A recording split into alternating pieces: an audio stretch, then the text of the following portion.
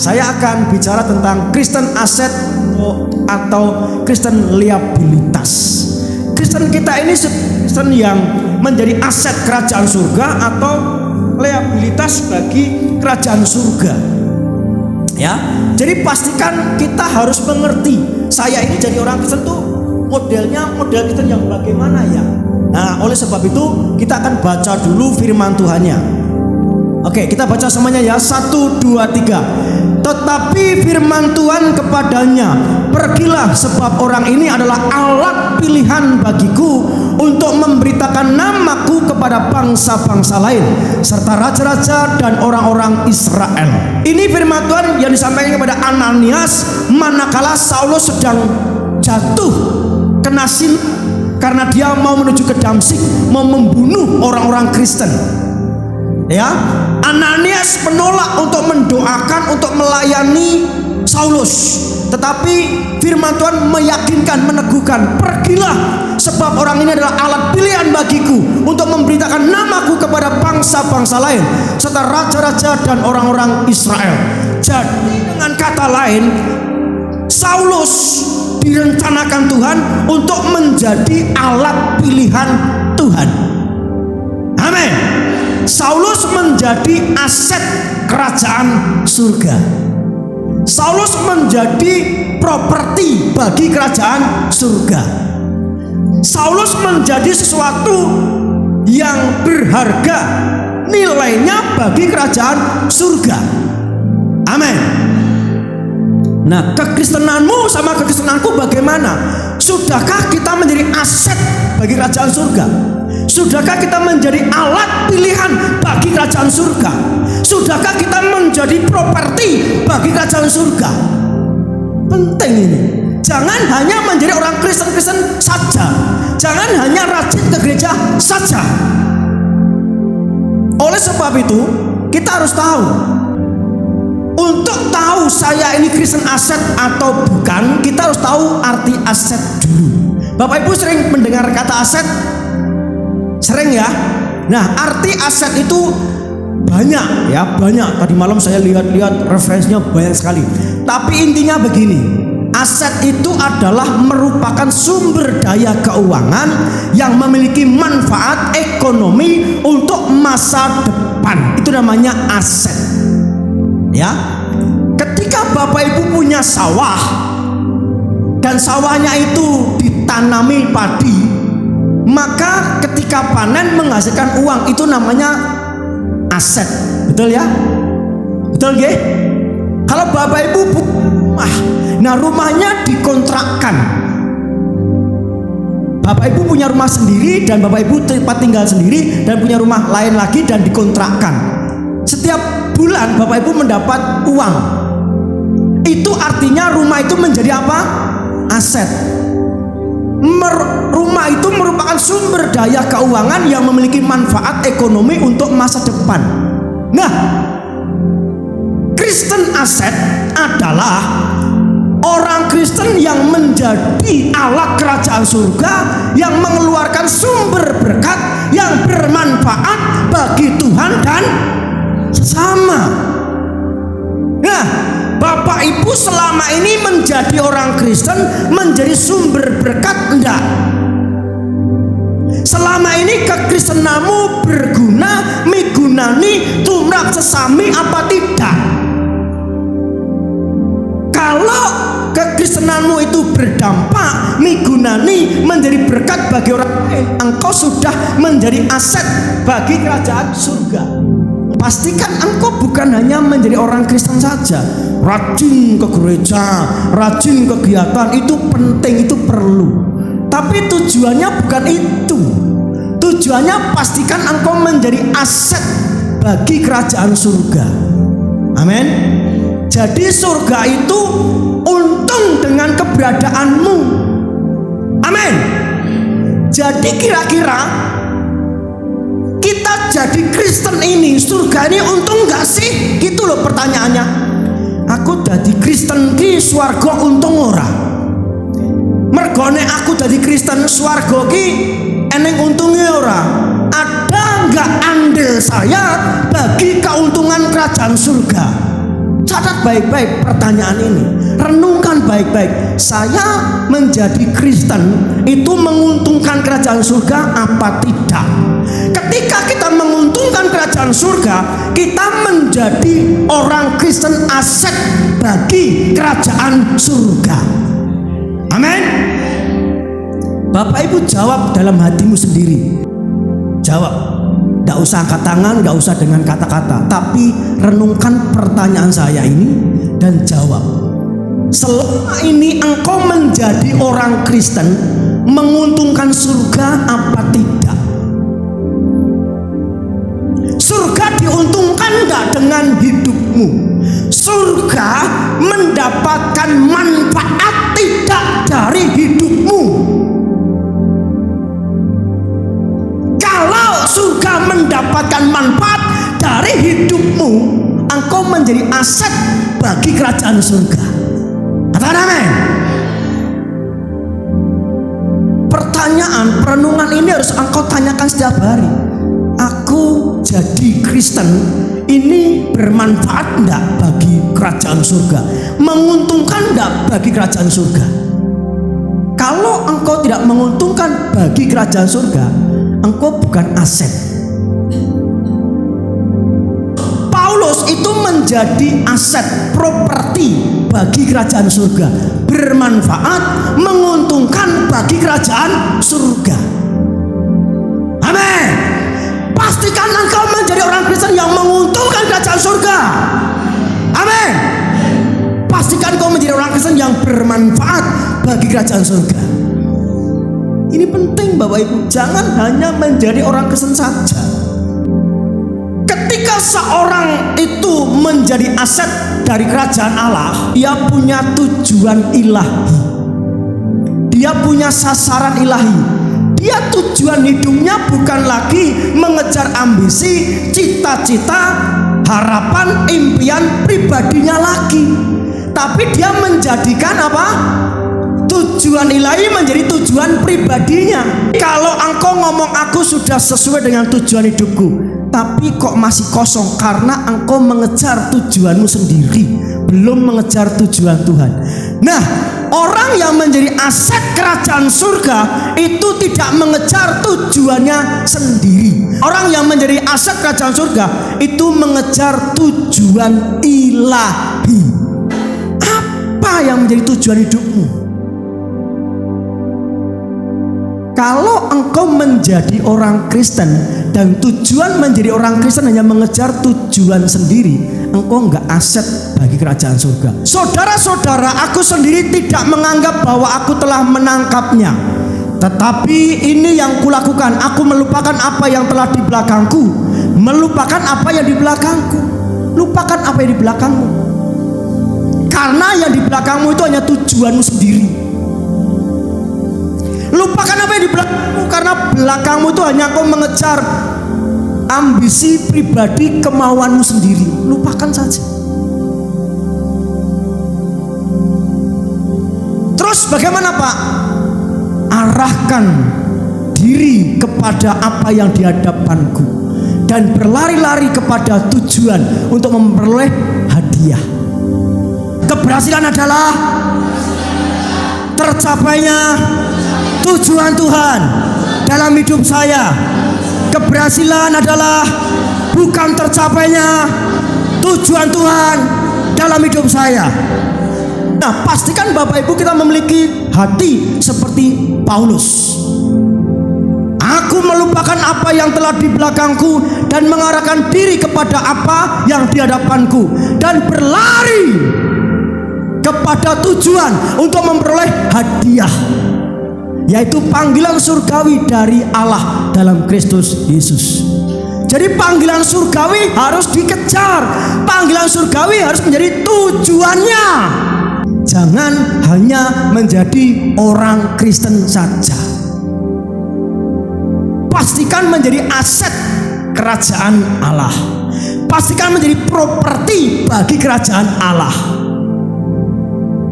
Karena ketika kita menjadi aset, kita bermanfaat, betul? Bermanfaat bagi kerajaan Allah. Tulis di kamarmu, sudahkah saya bermanfaat bagi kerajaan Allah. Sudahkah aku bermanfaat bagi kerajaan Allah? Sudahkah aku menjadi aset bagi surga? Sudahkah aku menjadi properti bagi surga? Sudahkah aku migunani tumrap surga dan sesami? Aku wis mungkasi tetandingan kang utama, aku wis nyandak garis wekasan, aku wis ngantepi ing pracaya, saiki aku wis ginantungan makutaning kayekten kang bakal kaparingan marang aku dening Gusti Sang Hakim kang adil ing dinane, tur ora mung marang aku bae nanging uga marang sakabehe wong kang padha cecengklungan marang rawuhe. Menjadi aset kerajaan Allah, tujuan hidupnya itu bukan untuk mengejar tujuan pribadi. Goalnya itu bukan mengejar goal pribadi. Yang dimaksudkan Paulus di sini, aku wis mungkasi tetandingan kang utama. Mungkasi begini bukan berarti mati menjadi orang Kristen saja. Puji Tuhan Pak, dia mati menjadi orang Kristen. Ya puji Tuhan sih, puji Tuhan. Tapi Kristen yang bagaimana? Puji Tuhan Pak, dia setia menjadi orang Kristen sampai matinya. Ya puji Tuhan sih, puji Tuhan. Tapi Kristen yang model kayak ngopo? Yang Paulus maksudkan di sini, aku wis mungkasi tetandingan kang utama, aku wis nyandak garis wekasan, aku wis ngantepi ing pracaya. Amin. Ngantepi pracaya, sungguh-sungguh percayakan Tuhan. Aku telah mengakhiri pertandingan yang baik, aku telah mencapai garis akhir, dan aku telah memelihara iman. Sekarang telah tersedia bagiku mahkota kebenaran yang akan dikaruniakan kepadaku oleh Tuhan Hakim yang adil pada harinya, tetapi bukan hanya kepadaku melainkan juga kepada semua orang yang merindukannya. Aku telah lama berjuang dengan gigih bagi Tuhan, dan sepanjang perjuangan itu aku tetap setia kepadanya. Sekarang telah tiba waktunya bagiku untuk berhenti berjuang dan bersedia istirahat. Orang Kristen yang gigih berjuang, ya, dan tetap setia kepada Tuhan dan panggilannya, dialah yang menjadi aset bagi kerajaan surga. Amin. Yang gigih Bapak Ibu, dirasani tanggane ora nang gereja terus kaya pendhita wae. Oh ya wis, aku sok nang gereja, aku ora kepenak dirasani tangga. Saiki aku mendon leku nang gereja. Ngono pengen njaluk mahkota kebenaran. Paulus itu menjadi aset bagi kerajaan surga.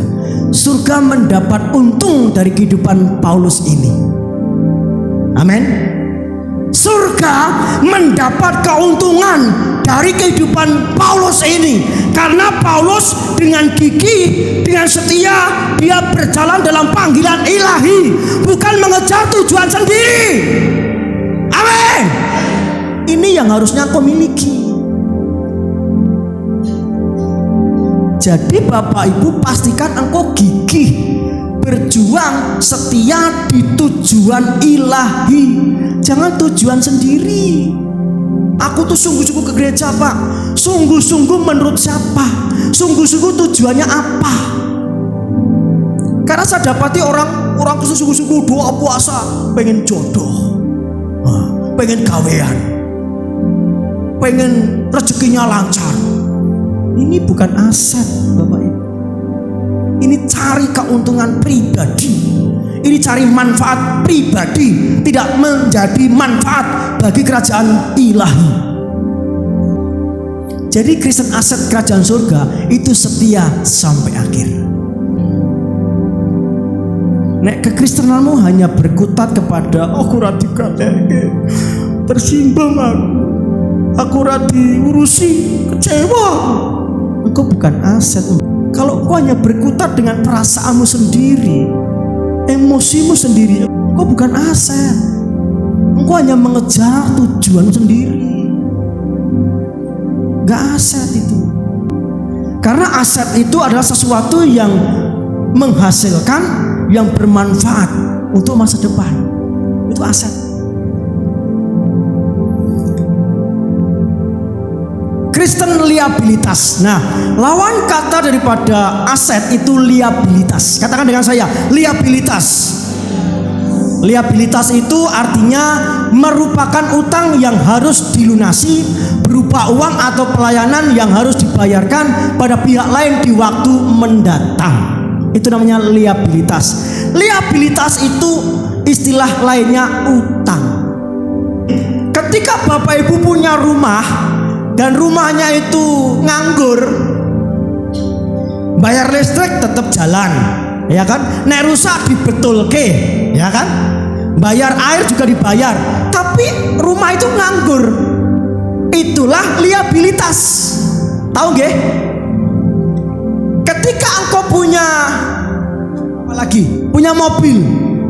Mobilmu hanya nganggur, tidak untuk bekerja, tidak untuk usaha. Mobilnya hanya untuk jalan-jalan doang.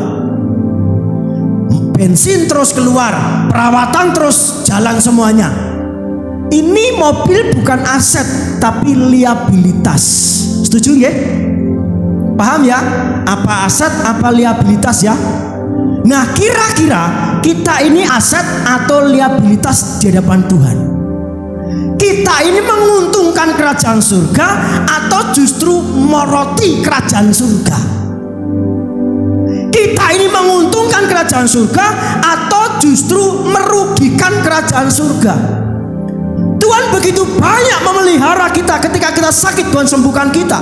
Ketika kita lelah, Tuhan kuatkan kita.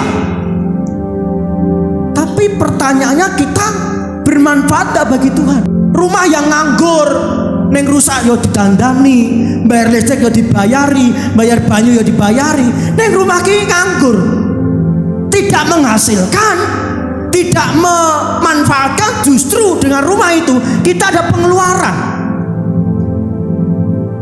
Liabilitas itu artinya sedikit pemasukan tapi justru banyak pengeluaran. Itu namanya liabilitas. Kalau Bapak Ibu sedikit pemasukan terus banyak pengeluaran, itu rugi apa untung? Rugi. Nah, sekarang pertanyaan begini, kalau kearahkan ke rohani, Bapak Ibu sebagai orang Kristen di hadapan Tuhan itu lebih banyak memberikan masukan atau justru kita mengurangi banyak hal dari Tuhan, moroti Tuhan? Ini Bapak Ibu, kalau selama ini kita minta terus sama Tuhan, kita moroti terus sama Tuhan, kita nggak beda dengan rumah yang nganggur, yang tidak berfungsi, tapi listrik dibayari, banyu dibayari, nek rusak didandani, tapi tidak bermanfaat. Itu namanya Kristen liabilitas. Catat baik-baik, apakah saya menguntungkan atau merugikan Tuhan? Amin. Saya berharap, saya berdoa Bapak Ibu menjadi orang Kristen yang menguntungkan Tuhan, bermanfaat bagi kerajaan surga, menjadi aset bagi kerajaan surga, bukan merugikan. Kristen liabilitas adalah Kristen yang tidak menghasilkan, justru merugikan kerajaan surga. Pada waktu Yudas yang menyalahkan dia melihat bahwa Yesus telah dijatuhi hukuman mati, menyesallah ia. Lalu ia mengembalikan uang yang 30 perak itu kepada imam-imam kepala dan tua-tua dan berkata, aku telah berdosa karena menyerahkan darah orang yang tak bersalah. Tetapi jawab mereka, apa urusan kami dengan itu? Itu urusanmu sendiri. Maka ia pun melemparkan uang perak itu ke dalam bait suci, lalu pergi dari situ dan menggantung diri. Contoh perjanjian baru orang Kristen liabilitas itu Yudas. Yudas Iskariot namanya. Iskariot itu bahasa Aramnya itu berpura-pura dan pengkhianat. Jadi orang Kristen yang liabilitas itu pura-pura dan pengkhianat. itu Yudas Iskariot. Yudas Iskariot termasuk bilangan 12 murid. Nggak main-main dia, termasuk 12 bilangan murid, tetapi liabilitas, tidak aset. Artinya apa? Artinya kalau Yudas menjadi 12 bilangan dari murid-murid dan dia menjadi liabilitas, artinya sampai sekarang pun ada orang Kristen yang masih menjadi liabilitas, yang tidak bermanfaat, yang tidak berguna bagi kerajaan surga. Iskariot, berpura-pura dan pengkhianat. Yang kedua, Kristen liabilitas itu mencari keuntungan dalam mengikut Tuhan. Kita tahu, begitu selesai doa di Taman Getsemane, pertama kali yang menyerahkan Yesus kepada ahli Taurat, orang Farisi, siapa? Yudas Iskariot, dengan ciuman yang manis.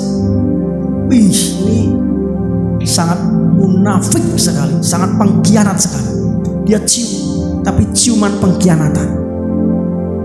Dengan berapa keping? 30 keping perak.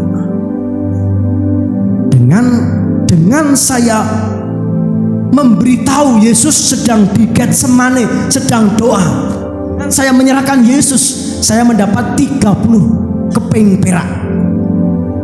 Dia mendapat keuntungan dari kematian. Dia mendapat keuntungan dari penderitaan Kristus. Ini sangat menyakitkan. Ini pengkhianat. Jadi roh Iskariot itu adalah roh yang ketoke apik tapi jerone elek. Orang Kristen liabilitas itu kalau ke gereja hanya mencari keuntungan pribadi, hanya mencari manfaat pribadi. Nek sepertinya tidak ada manfaat untuk pribadi saya tidak mau ke gereja itu. Ini Kristen liabilitas. Yang ketiga, orang Kristen liabilitas itu Yudas hidup dalam penyesalan. Menyesal dia, kenapa aku menyerahkan Yesus? Padahal Yesus itu baik, juru selamat. Dia menolong, dia menyembuhkan, dia banyak melakukan mujizat. Dia orang mulia. Kenapa aku menyerahkan Yesus? Itu Yudas yang menyerahkan. Dia melihat bahwa Yesus telah dijatuhi hukuman mati. Akhirnya orang yang diciumi tadi, mungkin dia mencium hanya pengen mendapat 30 perak. Tapi ternyata ciuman itu membawa Yesus kepada kematian, dihukum kematian. Begitu loh, kok dibunuh Yesus? Menyesalah ia. Lalu ia mengembalikan uang yang 30 perak itu kepada imam-imam. Gak ada artinya ini. Ternyata benar-benar dibunuh Yesus itu. Saya percaya selama beberapa tahun, 3,5 tahun, dia mengajarkan kasih, mengajarkan pengampunan. Dia menerima kasih dari Kristus. Malam, pagi, siang mereka bersama-sama 12 murid ini. Pasti ada banyak benih yang tertanam di hati Yudas ini. Itulah yang membuat dia menyesal sejadi-jadinya. Ternyata Yesus dibunuh, tapi semua sudah terlanjur. Semua sudah terlambat. Lalu ia mengembalikan uang yang 30 perak itu kepada imam-imam, kepala dan tua-tua. Pak Imam, saya kembalikan 30 perak keping ini. Ternyata kalian membunuhnya. Padahal dia baik selama ini. Apa kata daripada Yudas? Aku telah berdosa karena menyerahkan darah orang yang tak bersalah. Tetapi jawab mereka, apa urusanmu dengan itu? Itu urusanmu sendiri. Ketika engkau berkomplot dengan orang yang barisan sakit hati, ketika engkau menanggung masalah itu, orang yang barisan kelompok sakit hati itu nggak mau urusan denganmu. Paham? Paham gak? Itu kan urusanmu loh. Tapi kan aku begini karena kamu. Ya itu kan urusanmu. Ketika ada orang tidak baik mempengaruhimu sehingga engkau menjadi tidak baik, dan engkau berusaha menyalahkan orang itu, loh aku begini karena kamu, itu urusanmu, salah kok melo aku. Jadi jangan terpengaruh dengan orang yang tidak baik. Amin. Karena itu nanti yang menanggung urusan kita sendiri. Yang mempengaruhimu, belamu enggak? Belum tentu, urusanmu dewe. Apa urusan kami dengan itu? Itu urusanmu sendiri. Waduh, lah kok kalian gak bertanggung jawab? Itu urusanmu sendiri, salahmu sendiri. Sakit itu Yudas. Akhirnya apa? Ia pun melemparkan uang perak itu. Dia marah, emosi, campur aduk. Uang dikembalikan gak mau diterima. Itu urusan. Aku gak mau karena itu uang darah. Bingung dia. Diterima malati, gak diterima. Ya bingung dia. Dilempar. Maka ia pun melemparkan uang perak itu ke dalam bait suci, lalu pergi dari situ dan menggantung diri. Orang Kristen yang liabilitas, hidupnya penuh penyesalan, ya kan? Penyesalan itu biasanya datangnya belakangan. Memang waktu diajari, diarahkan itu nggak enak, tapi penyesalan lebih nggak enak. Orang Kristen liabilitas mati mengenaskan, gantung diri. Orang Kristen liabilitas mati mengerikan. Tapi orang Kristen aset mati mendapat mahkota kebenaran. Bapak Ibu mau menjadi aset atau liabilitas? Mau menjadi Paulus atau menjadi Yudas? Pastikan kita menjadi Kristen aset, bukan Kristen liabilitas. Amin. Ini penting buat kita. Jadi mari kita berguna, bermanfaat bagi kerajaan surga. Jangan mencari manfaat untuk kepentingan pribadi ketika engkau menjadi orang Kristen. Tetapkan setiap hari, Tuhan, aku menjadi aset bagi kerajaan surga. Dengan kata lain, orang Kristen yang liabilitas ini dipenuhi dengan emosi negatif, luka hati, kepahitan, penyesalan, kecewa, apalagi baperan, itu ada dalam diri orang itu. Nah, orang begini itu liabilitas, tidak menjadi aset bagi kerajaan Allah. Allah rugi dengan orang Kristen model begini. Oh, Allah rugi melihat orang Kristen yang baperan, yang tersinggung, yang terluka, yang sakit hati, yang mudah kecewa, karena dia tidak menjadi aset. Dia justru menjadi liabilitas, tidak bermanfaat, justru merugikan kerajaan Allah. Pastikan bertobat, jangan lanjutkan sakit hatimu. Pastikan bertobat, jangan lanjutkan ketersinggunganmu, lukamu, berhenti, stop, bertobat. Karena engkau tidak akan menjadi aset, karena engkau tidak bermanfaat bagi kerajaan surga.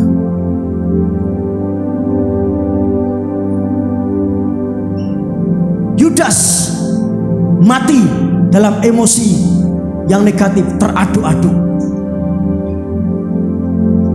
Kira-kira dari kehidupan Yudas, apa yang diuntungkan dari kerajaan Allah? Ada nggak? Tidak ada. Ada Pak. Dari Yudas Yesus disalib Pak. Dari Yudas Yesus menebus dosa Pak. Apa memang tidak bisa dengan cara lain? Tapi intinya Yudas justru menjadi liabilitas.